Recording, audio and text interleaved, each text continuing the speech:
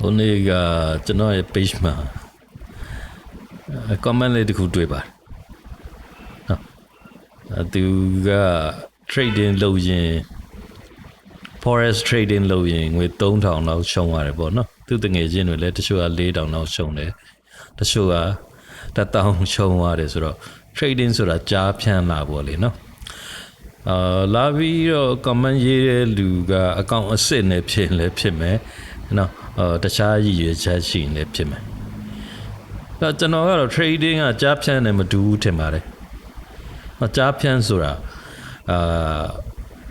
online ငွေလင်းလေမှုပေါ့လေနော်အဲ့လိုဘာသာပြန်ထားတာတွေ့ပါတယ်ပြီးတော့ဘယ်မှာမှမှတ်ပုံတင်ပြီးတော့တရားဝင်ဖွဲ့စည်းထားတဲ့ company လည်းမဟုတ်ဘူးเนาะဒီတော့နီးပညာအသုံးပြုမယ်ပြီးတော့လူတွေကိုလိမ်မယ်ပေါ့ဗျာเนาะကျွန်တော်တို့ forex trading ကတော့เนาะတရားဝင်အတိအမှတ်ပြုထားတဲ့ business တွေဖြစ်ပါတယ်ကျွန်တော်တို့နိုင်ငံမှာတော့မဟုတ်ဘူးပေါ့လေเนาะတခြားနိုင်ငံတွေမှာပါဥပမာထိုင်းတို့မလေးရှားတို့စင်ကာပူတို့တခြားအားလုံးနိုင်ငံတွေမှာဒါတရားဝင်ဖွဲ့စည်းထားတဲ့အဖွဲ့အစည်းပါပြီးတော့ကျွန်တော်တို့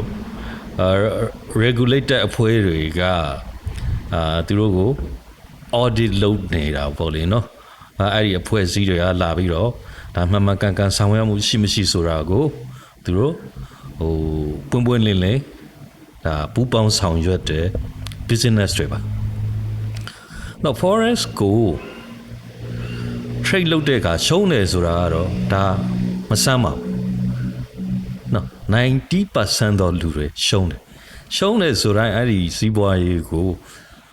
online လိမ်လည်မှုဆိုပြီးတော့ပြောလို့မရဘူးတော့ရှုံးတယ်ဆိုတာသူတို့မကောင်းလို့ရှုံးတာတဲ့ကိုမကောင်းလို့ရှုံးတာများပါတယ်နော်မနေ့ကဆိုရွှေဈေးတွေတက်တော့ပြီးတော့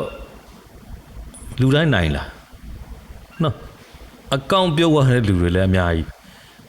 ရွှေဈေးကတော့တက်တယ်နော်အကောင့်ပြုတ်သွားတဲ့လူတွေအများကြီးပဲနော်တောက်လေးရှုံးတဲ့လူတွေလည်းအများကြီးပဲ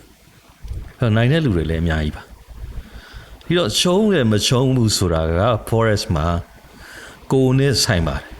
နော်သွားပြီးတော့ခလုတ်နှိပ်တက်ယုံနဲ့ trade လုပ်တတ်ပြီဆိုပြီးတော့လူလေးကြလို့တော့မရဘူးကျွန်တော်တို့နဲ့ရှင်ပြိုင်ပြီးတော့ trade လုပ်နေတဲ့တခြားတစ်ဖက်ကလူတွေကအများကြီးကျွန်တော်တို့ထက်လဲတဲ့လူတွေကျွန်တော်တို့ရဲ့အိတ်ထဲကပတ်စံကိုယူဖို့အတွက်အတိညာအတွေ့အကြုံငွေကြေးပြည့်ဝတဲ့လူတွေပြီးတော့ forex trade မယ်ဆိုရင်မိတ်ဆွေတို့အဲ့ဒီအတိညာတွေကြွေဝဖို့လိုပါတယ်သင်ကြားဖို့လိုပါတယ်နော်အဲ့ဒီတော့ကျွန်တော်တခုပဲပြောချင်ပါတယ် forex ကတော့ကြားဖြတ်မဟုတ်ဘူးကမ္ဘာပေါ်မှာတရားဝင်ဖွဲ့စည်းထားတဲ့ကျွန်တော်တို့ business ပါကျွန်တော်တို့အခုအချိန်မှာဒီလူမှုအဖွဲ့အစည်းတွေနော်standard မီနေထိုင်ဖို့အတွက်ဒါ trading ကလည်းကျွန်တော်တို့ကိုအများကြီးအထောက်အကူပြုပါနော်အရန်ကြေပြန့်တဲ့ဟာပါဒီတော့ forex ကတော့ကြားဖြတ်မဟုတ်ဘူးမိတ်ဆွေပတ်စံရှုံးရင်မိတ်ဆွေကိုယ်တိုင်ပဲကြားဖြန့်ဖြစ်ရင်ဖြစ်နေလေနော်